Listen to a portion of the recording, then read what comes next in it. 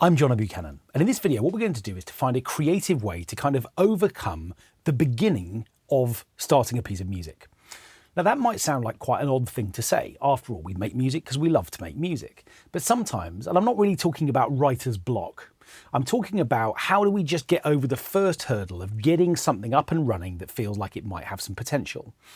And I've noticed on this channel that quite regularly I'm drawn to certain sounds or certain drum kits or certain things because they inspire my creativity.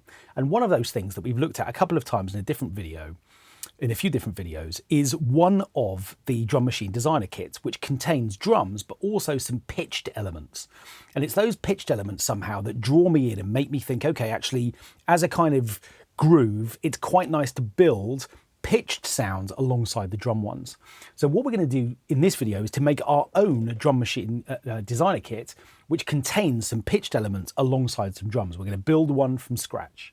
So with that in mind, what I've done, and the only thing I've done to prepare for this, because we're going to kind of do it together, is to find this little mellow vibe piano sound. And you can see where I found it. It's in the sort of inspector in the library. By opening up the inspector, I have a chance to see the library. I've just browsed to the piano and the process pianos, and I found this instrument.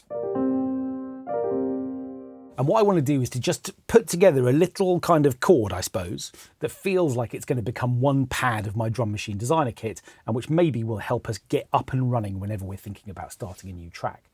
So with that in mind, the tempo doesn't really matter. I'm only going to be recording individual notes and sort of chords, if you like. So it doesn't really matter what speed they're playing at because we're not actually going to be sampling any phrases, if you like. So I'm just going to record this little spread chord.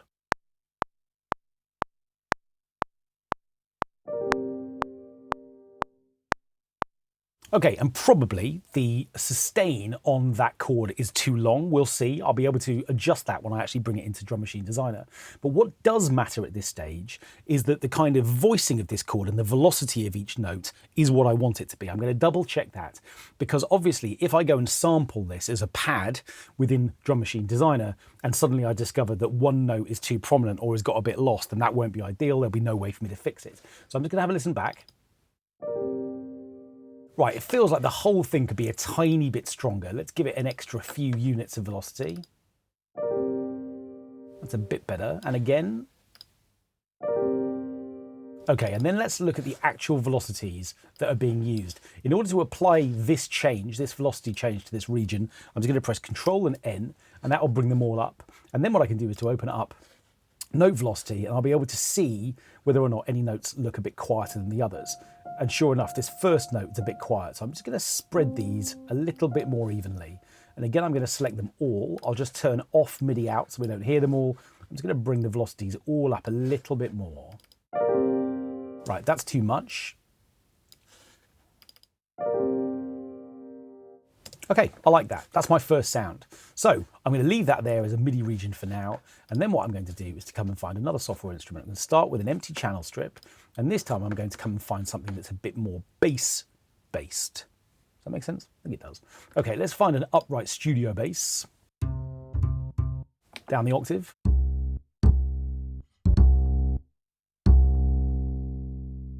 Yep, I quite like this. We just need one note. So I'm not going to record over this piano. I'm not looking to sequence a track here. I'm just looking for kind of sample fodder.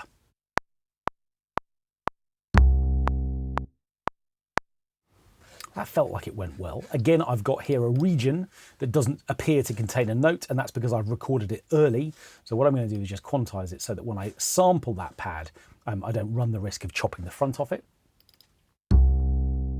Yeah, that's nice. It's got a nice little sort of spike on the front of the note. Okay, so we've got a couple of things. I'm just wondering now about maybe something that's got a little bit of kind of mallet to it. Maybe something which is just either a bit, yeah, marimba-y maybe. Not that fond of that. Nope, don't like that either.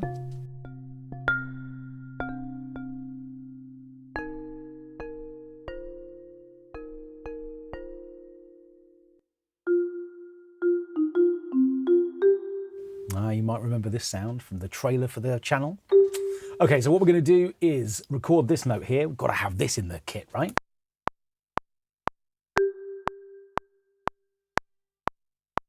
There we are. Okay, so there's our one little marimba note. Now, what I am doing is kind of thinking in sort of C minor 7. My first chord that I played was that kind of slightly bluesy C minor 7 chord. It might even have been a minor 9 chord. But anyway, I've got a kind of C center to the notes that I'm recording. So what I'm going to do here is just again make sure that that's quantized, and this note is a G. Okay, so I'm just beginning to put a few little things together. Let's maybe have one more.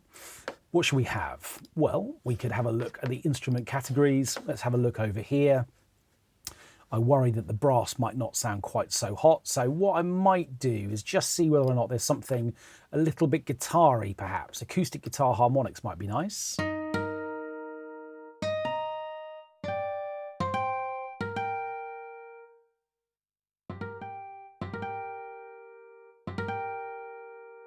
Yeah, okay, I'm going to record this.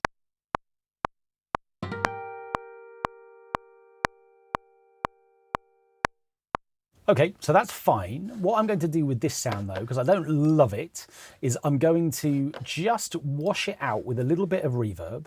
And what we're going to be able to do is to capture this reverb as part of the sort of bouncing down of this sound. I'm going to put a little bit of chroma verb on it. I'm going to choose, let's have a look at the various options, something a bit bloomy maybe. And we'll just have a look at what happens when we choose this and just add a bit of space to it.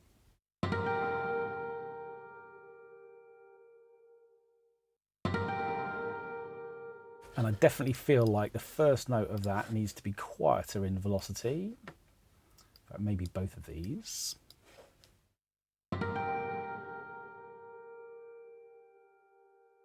Okay, fine. So what I'm going to do is I'm going to turn all of these into samples, which can then become part of my project. So the first thing I'm going to do is just bounce each one in place. And I'm going to do that by selecting bounce in place. So I'm just literally control clicking each one and then selecting bounce in place. So what we'll do is we'll call this vibe piano. There it goes. This is going to be our bass. I'm just going to call this bass because that is what it is. This is our marimba. And these are the guitar harmonics. Okay, so we've got our 4 audio files. Now what I want to do next is get rid of the editor, and we'll get rid of the library as well. And what I'm going to do is to set up a new software instrument. Weirdly, you'll find that if you try and select Drum Machine Designer from this drop-down list of options, it's not there. But if what we do instead is to select an empty channel strip, and we get a new channel strip here from the instrument drop-down within this menu, we can select Drum Machine Designer. There's probably a good reason for that. I've never worked out what it is. Okay, so what I want to do here is firstly populate a few individual pads of my brand new Drum Machine Designer kit. I nearly said Jean-Michel Jarre, that was odd. My new Drum Machine Designer kit with some drum sounds. We're going to start with a kick and a snare and a hat, and we're just going to see where that takes us to. And inspired by this Brooklyn Feels kit, which is this, this kit that I've used a few times, which has got some pitched elements in it, I might just nick some of the sounds from that from a drum perspective. So its kick is here. Yeah, I love this sound. So I'm going to just drag and drop this. In fact, I don't even need to. By selecting the pad, automatically it gets populated with this sound. So I'm going to click on the next available pad, which is here. And what I want to do now is to come and find a snare. Well, we might as well just stay there and see if that one's working well too. Oh, okay, there isn't a dedicated snare for that kit. Okay, I'm not liking that quite so much. So let's come and see if we can find a snare. These are all rim shots at the moment, so I suspect that our snares are going to be where in this list? They can't all be rim shots. No, here they are. Okay, fine. That's nice. Straight away. That's even nicer. Let's have that. Okay, again, I keep dragging and dropping. I don't need to. Just by clicking on this pad, there it is. I'll try and remember that for next time. So what I can then do is to create one more pad here. And what I'm going to do is to come and find a hi-hat. Ooh, that is spiky. That sort of hits you in the teeth, that one, doesn't it? Okay, that's quite nice. Let's have that. Okay, sure enough, there it is. So what I should now find is that I've got an octave too high.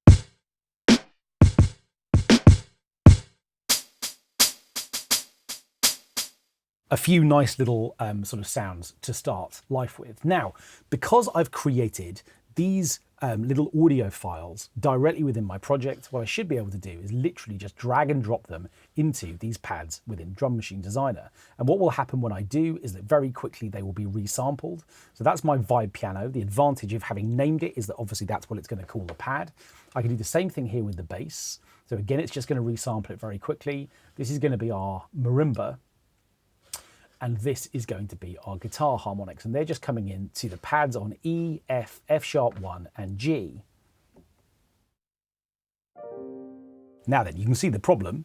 I've got a nice big gap before this loop, this sample happens. And the same thing is going to happen for the guitar harmonics as well, which are going to be here.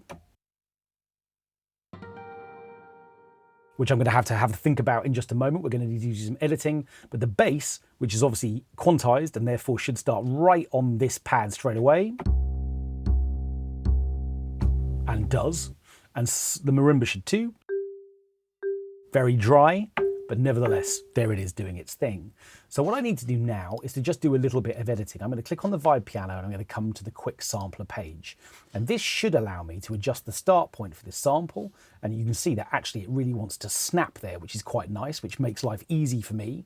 And what I could potentially do would be to shave a little bit of the end off this as well, and maybe even put a bit of a fade on it. Again, trial and error is going to be my friend here. So if I really want that sort of super sampled effect, I could make it quite an abrupt little sound, which is quite chopped, which might be quite good. Okay, this one's fine, I think. This one's fine too. And here's my guitar harmonics, which obviously have got the same issue going on. Now, the reason why, even though I let go of the note, it's still playing is because I'm in one-shot mode for all of these samples, which is your sort of classic drum mode. We want, usually with our drums, to be able to just play a note of any length and to have the entire sample play. And because this is a drum sort of kit that we're putting together, it's treating these pitch samples like drum kits too. But again, what I should be able to do is just give this a little bit of a nudge over here so that the sample starts a bit more immediately. Now again, this might be quite a long fade on the end, so what I'm again going to do is just to really trim this back, and then we'll put a little fade on it too. Maybe that's a little bit too aggressive. That's better. Okay, so let's try it out. What we're going to do now is to mute all of these tracks, because we don't need any of this content anymore. Let's take the tempo down to something suitably sort of chilled out. And what I'm going to do now is to create a pattern region. So what, with any luck, I'm going to find is that the pads that have been populated, sure enough, here they are, have been offered to me, so that I can't go and sort of program notes for pads that don't exist. So I can put a little loop here. I'm going to start with my drums. So let's just, yeah, let's think about this. Maybe something a bit like this. That hi-hat feels quite loud to me, so I'm going to open up my empty kit, come to the hi-hat track and just bring its volume down. By doing that, you can see that obviously the pattern has disappeared, but it's still here.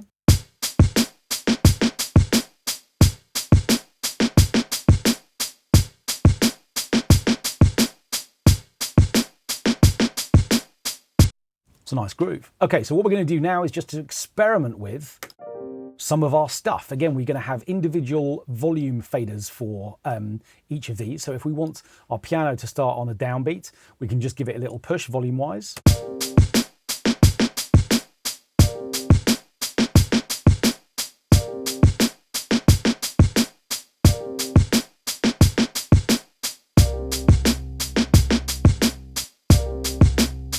Okay, so my bass here does need a little bit of editing, I think, within the Drum Machine Designer, because it's lasting too long. So I'm going to come and find a little bass sample. Sure enough, look at all this extra stuff on the end. So I might even make this quite aggressive as well. Let's just solo this pad for a moment. Let's just have a listen to the bass so we're just getting the length of it right.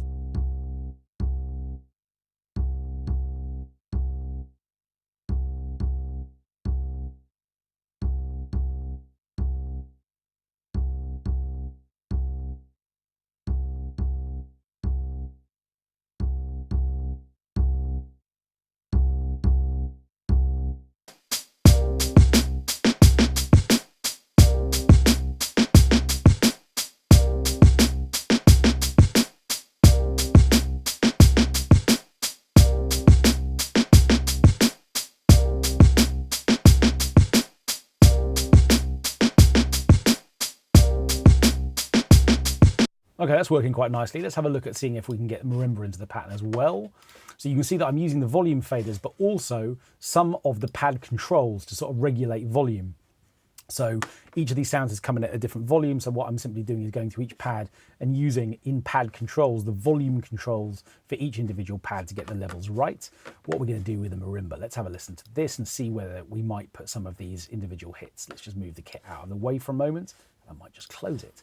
Okay, so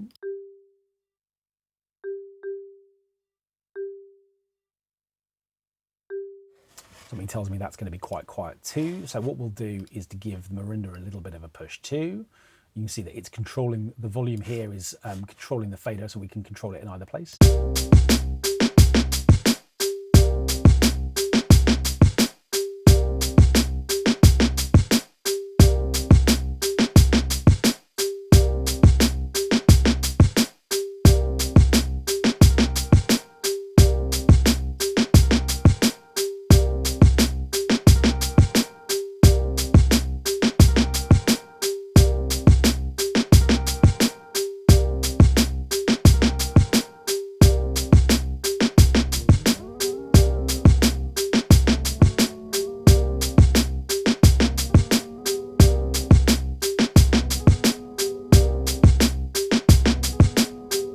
Okay, I'm just experimenting with some pitch stuff, which might be interesting. I'm just going to take the guitar harmonics up one tone.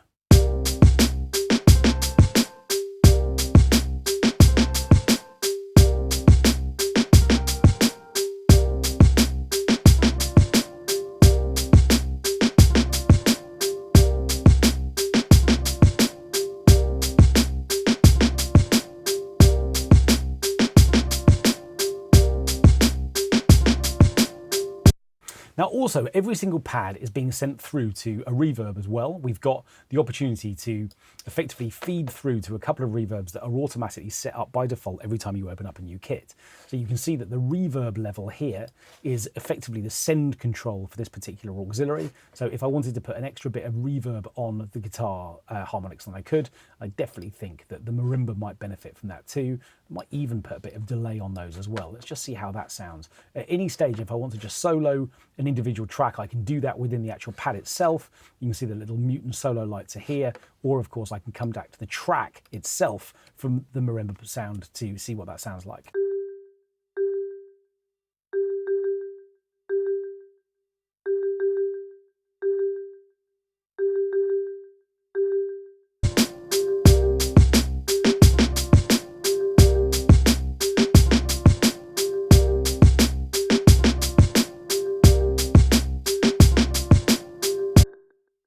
Now with kits like this that we've just sort of thrown together like Scratch, and obviously we could just save this now so that it's effectively available to us from within the library of sounds that we might be able to work on. All I might do with a kit like this is open it up, program a beat, recognize that there's a kind of pitch base to it, add some other instruments, and suddenly half an hour later, the first thing I'm going to do is to take this kit out of my mix. All it's done is to provide me with a starting point to get into a particular frame of mind, almost like a kind of sonic canvas really for the ideas that I might write. Because straight away by using a kit like this, I have introduced both groove and a kind of pitch center into my track. And as I say, if what I do now is to go and write a little vocal idea or a little guitar lick, or I put something else into the track, and then I remember that of course this kit I've used maybe before, and as a result what I'm going to do is just mute it. I'm going to be left with the little wireframe track idea that I've put together inspired by this kit in the first place, and it's just kind of got me past the I've got a completely empty project, what am I going to do today kind of start that we so often face. So putting together a little collection of sounds like this, mixing them in with some of the drum sounds that exist in the library already can be a really nice place to start a new track.